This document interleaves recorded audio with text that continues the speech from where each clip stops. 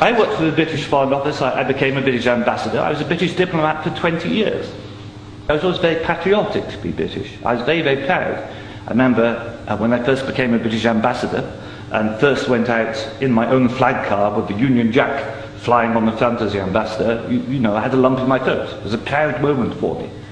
It was only 6 months after that I discovered that in the country where I was ambassador, we and the Americans were shipping people in order for them to be tortured.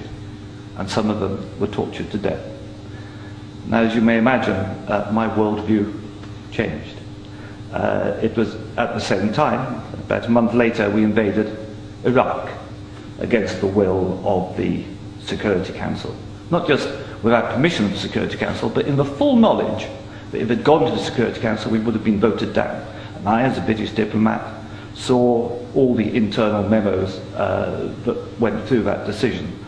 I know for certain, I used to be head of the FCO unit that monitored Iraqi weapons of mass destruction.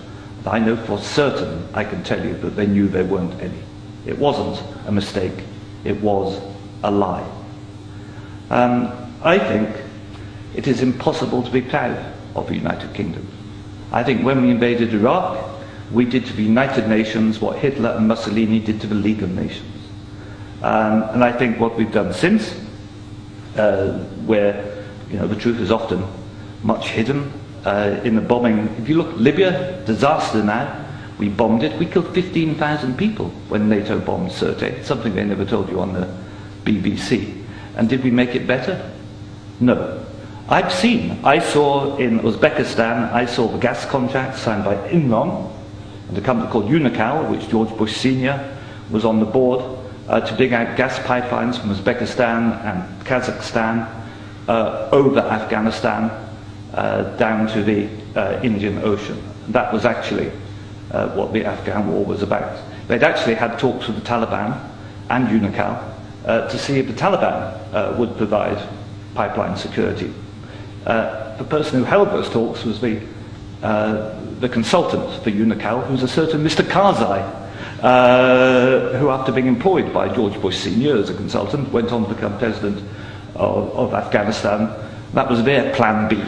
The Taliban wouldn't do it, so they invaded. It usually, I've seen it on the inside, it's almost always about control of resources.